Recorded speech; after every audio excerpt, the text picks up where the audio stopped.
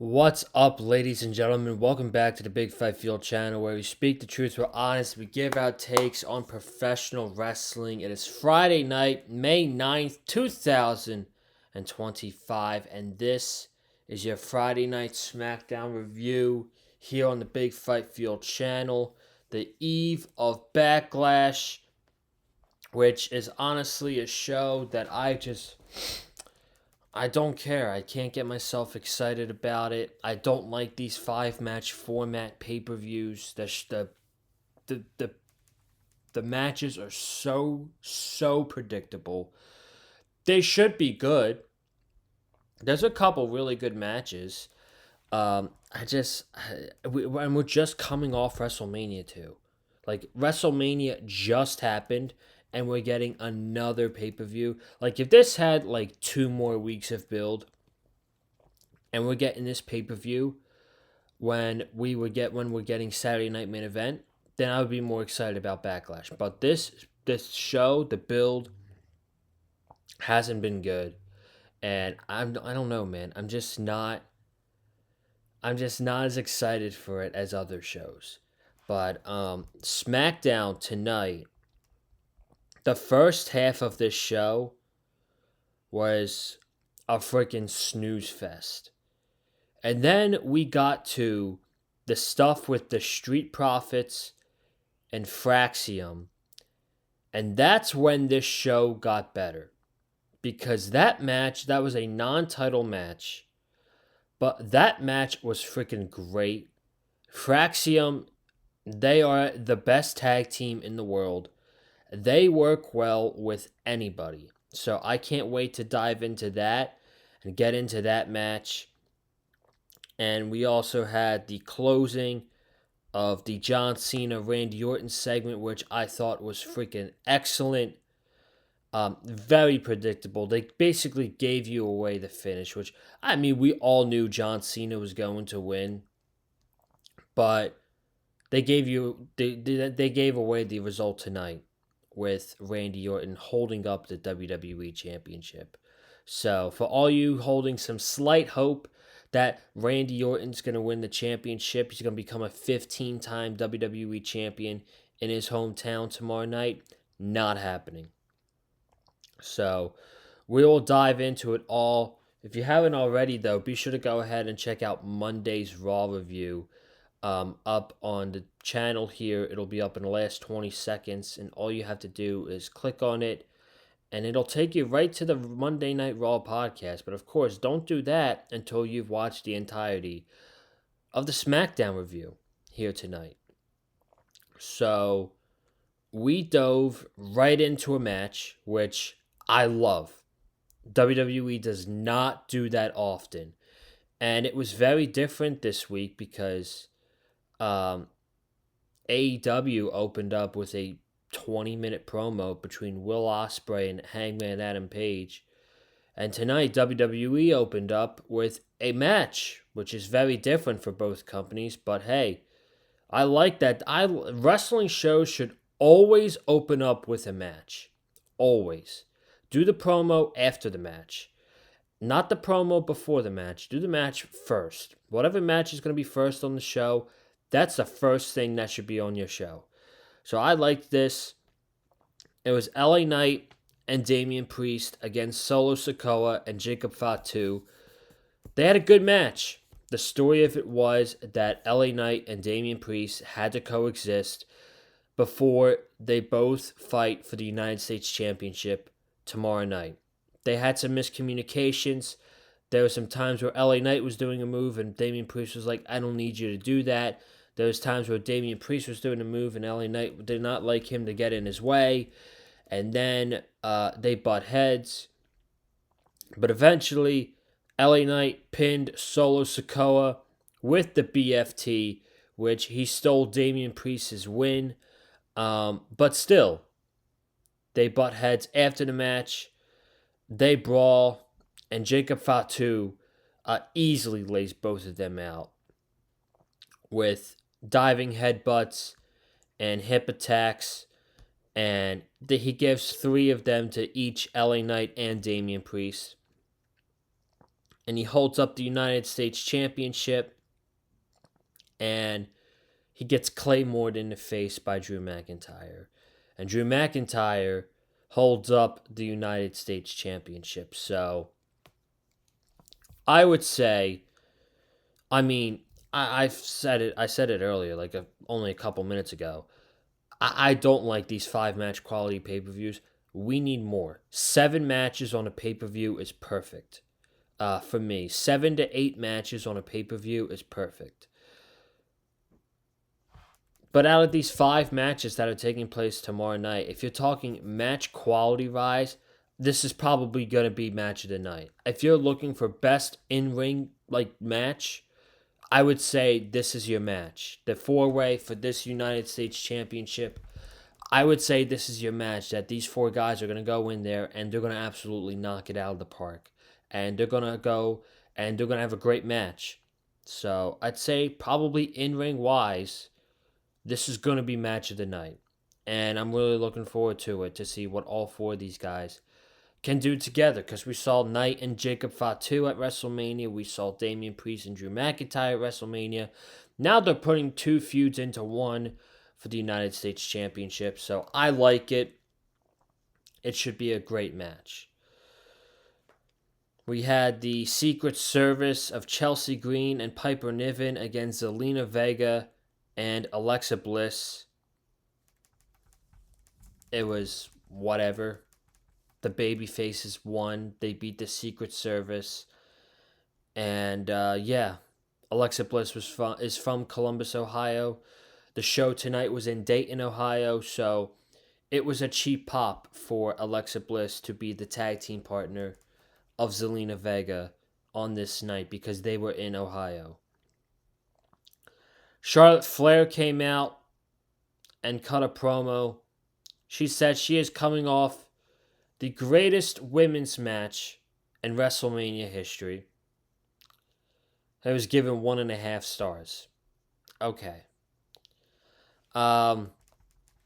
She talks about how she's coming off a career-threatening knee injury, and she pushed your women's champion, Tiffany Stratton, to her absolute limits. But now she wants to come out here to announce that now she is going to work her way up to the top to be the number 1 contender eventually for the women's championship. And the crowd viciously boos at Charlotte Flair. And Charlotte asks the crowd why they disrespect her so much, blah, blah, blah. And she's like, you know what? You don't deserve me. I'm out. So then Jade Cargill's music hits, and Charlotte's in the aisleway, and Jade Cargill says, hold up. Now you lost to Tiffany Stratton, you can get in the back of the line while I get right at the front tonight. Something like that. But teasing a Charlotte Jade Cargill feud in the future, which is something that I'm absolutely not excited about at all.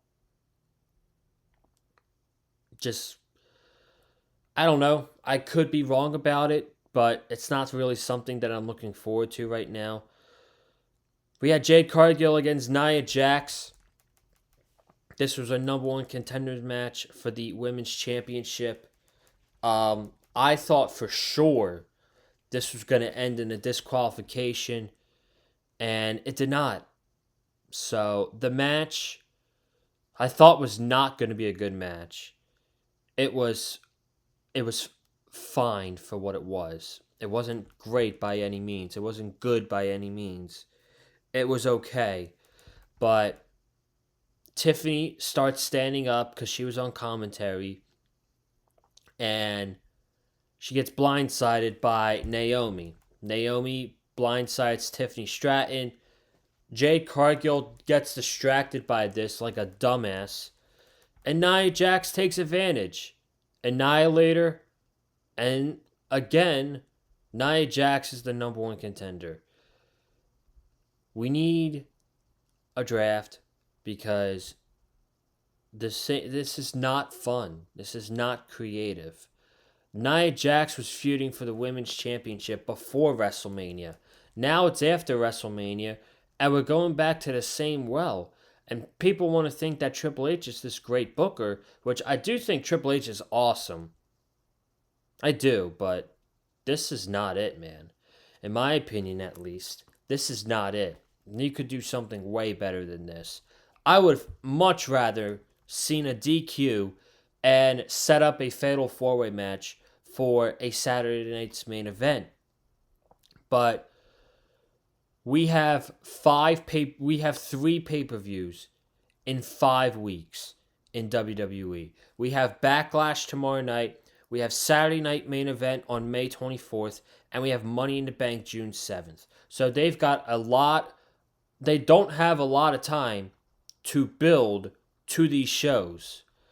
So they're probably going to do Nia and Tiffany. They could also do it on SmackDown too. But I think they'll do Nia Jax and Tiffany at Saturday night main event. And then a fatal four-way with Jade Cargill and Naomi potentially at Money in the Bank. That could be a Money in the Bank match. I don't know. But we have a lot of pay-per-views coming up. So, and it's going to be shows that aren't going to get great builds at all because they're going to be like 2-week builds. Saturday night main event is going to be a 2-week build. Money in the Bank, they'll probably start building for Money in the Bank after Backlash, but that's like a 3-week build max. You're going to get the same build for Money in the Bank as you got for Backlash. So, see what happens. Nia Jax and Tiffany Stratton again for the Women's Championship. Are you excited? I'm not. We got a Street Profits promo. This is actually where the show got much better. The Street Profits came out and they talked about their TLC match, beating the Motor City Machine Guns, beating DIY. So they're cutting this promo, and out came Fraxium. And they said that we just got on the horizon on SmackDown.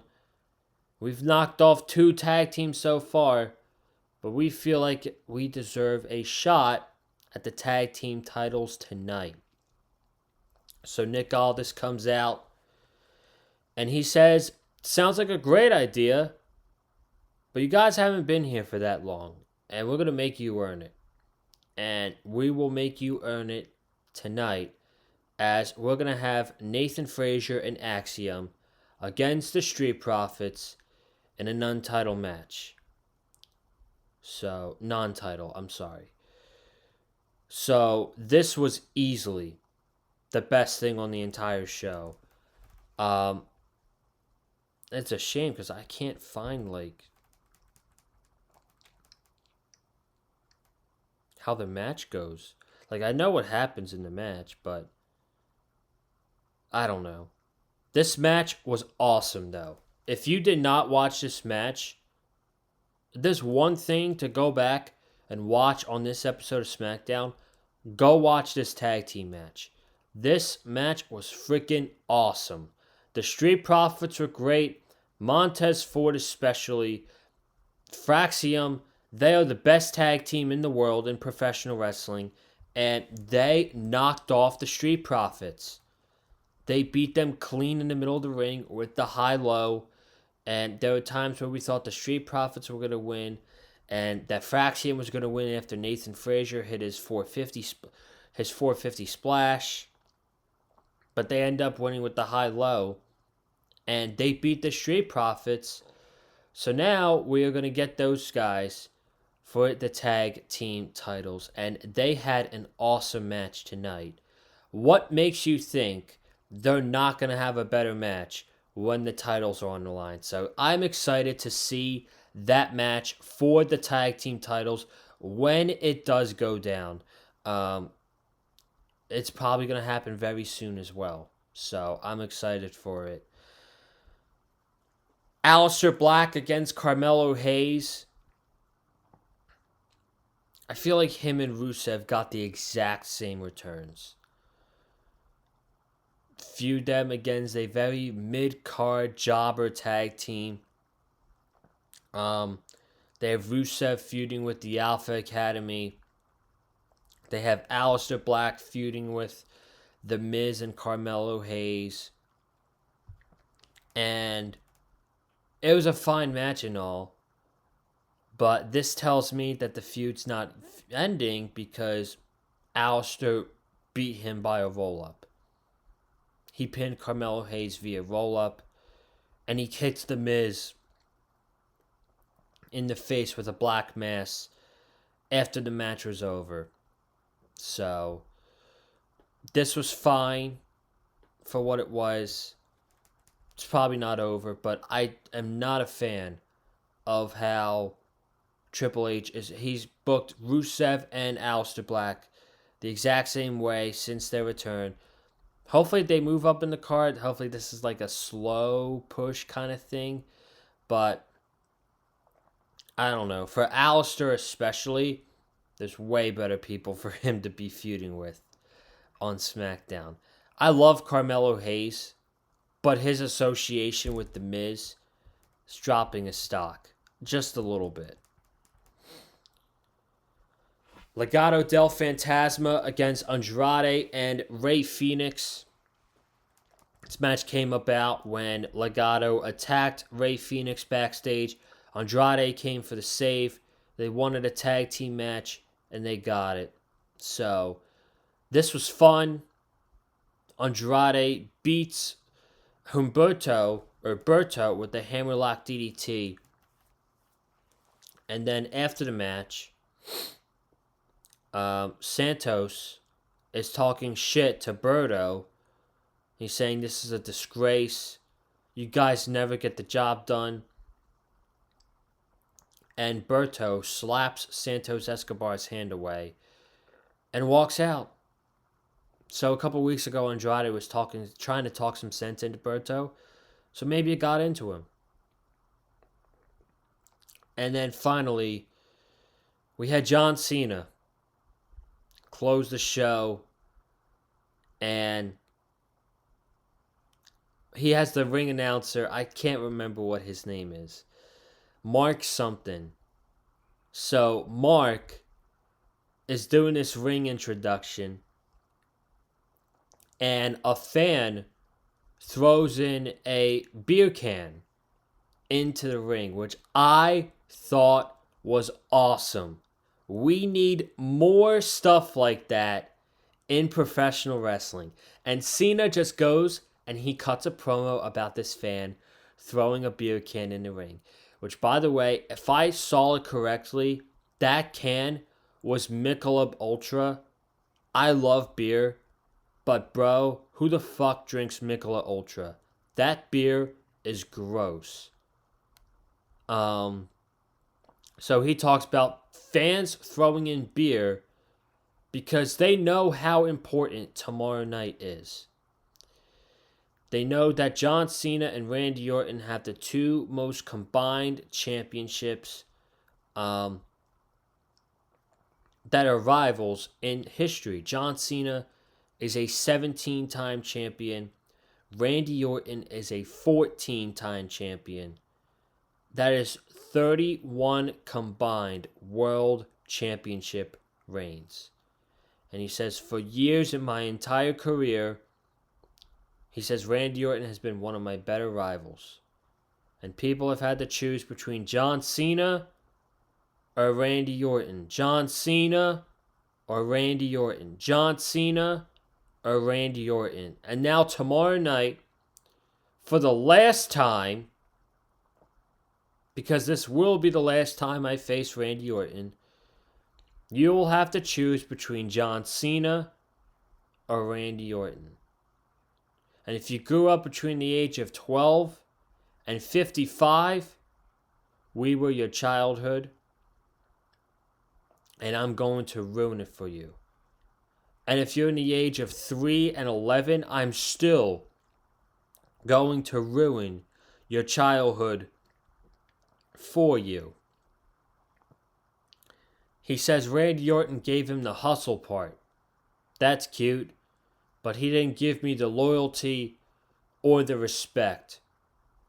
He said the hustles that John Cena has been busting his ass for 25 years. Randy Orton has been handed everything.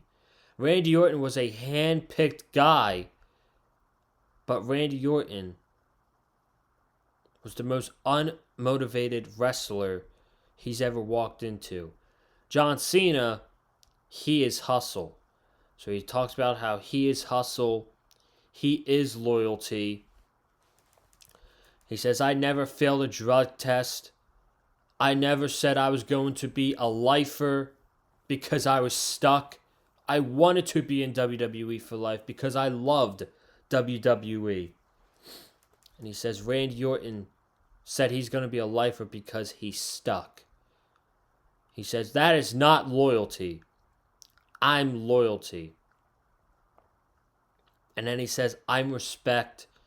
And he says one more time, he's going to make Randy Orton respect me, respect John Cena, because he is the best of all time for being... He says something about Randy Orton being the greatest of all time, of not being like I can't remember exactly what he said. But John Cena said he is the best of all time. So this dude comes up behind him with a hoodie, and he pretends to be Randy Orton. It's some schmuck. And Randy Orton easily gets picked up. An attitude adjustment. And John Cena holds up the title. And then here comes the actual Randy Orton, who RKO's John Cena and holds up the WWE Championship. So that was Smackdown. And the first half of the show, not great. Very, very sluggish. Not good. But we got to that tag team match, and things got better. So overall, I would say this was a pretty decent go-home show for the pay-per-view tomorrow night. I'd say SmackDown was a pretty decent show tonight. So before we get out of here, very quickly, we will do some predictions because the card is very predictable. We have a fatal four-way for the United States Championship. LA Knight, Drew McIntyre, Damian Priest, and Jacob Fatu, the champion. Jacob Fatu just won that United States Championship. He's not losing that title anytime soon. The question is, who's going to take the pin between the three guys? And I'm going to go with Damian Priest. Damian Priest has absolutely no momentum behind him right now. The fans aren't really hot, or they're not really clamoring about Damian Priest. So I'm going to go with Damian Priest being the one to take the pinfall from Jacob Fatu. Excuse me. Tomorrow night. So Jacob Fatu retains the United States Championship. Then we have the Women's Intercontinental Championship. Lyra Valkyria defends against Becky Lynch. And as much as I hate to say this, it should have been the other way around. If Becky's lazy ass got back before WrestleMania, she could have been the first Women's Intercontinental Champion and put over Lyra Valkyria in this match. But nope. It's going to be the other way around. And there's no chance in hell that Becky Lynch is not walking out of this show as the Women's Intercontinental Champion. So I will go with Becky Lynch to beat Lyra Valkyria. Pat McAfee against Gunther. The build, it's been a 3-week build. But out of all matches, even ahead of John Cena and Randy Orton, this has been the best built match for the entire show. Can't believe I'm saying that. But Gunther and Pat McAfee has been the best built match for this pay-per-view. So, again, Gunther is going to destroy Pat McAfee. Destroy him. So I will go with Gunther in that match. Penta against Dominic Mysterio.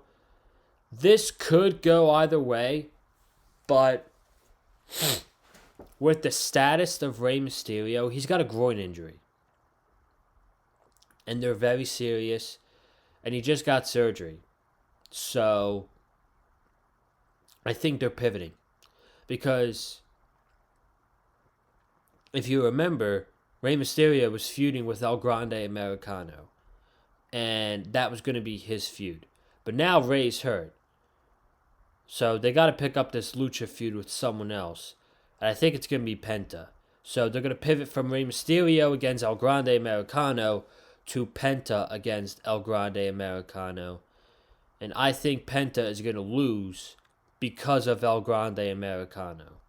So that means Dominic has to retain the Intercontinental Championship. Feels like wasn't the original plan. I feel like the original plan was Penta winning the IC Championship very soon. That's probably not going to happen now because of the injury to Rey Mysterio. So, I'm taking Dirty Dom to win this match. And then the main event, Randy Orton, John Cena, one last time. Painfully obvious, John Cena is going to win this match. My question is, how long's the match going to be? Because they've had some long fucking matches in the past. Can these guys go 30 minutes? Can John Cena wrestle a 30-minute match after what I saw at WrestleMania? That was a awful main event at WrestleMania. Can he go 30 with Randy Orton? I don't know. We'll see. Is the match going to be good? That's another question, too. Will they have a good match? I certainly hope so. But I'll go with John Cena.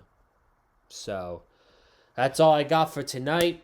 And I will see you guys tomorrow night for the Backlash pay-per-view review here on the Big Fight Field channel. Subscribe, comment down below your thoughts on Smackdown tonight and who's going to win at Backlash tomorrow night. Although the card is so obvious. Hit the like button if you like what you heard from me. Follow me on Twitter, TikTok, Colin_Joseph. And again, I'll see you guys tomorrow night. Have a good one. Stay safe. And as always, stay classy. And I'm out. Peace.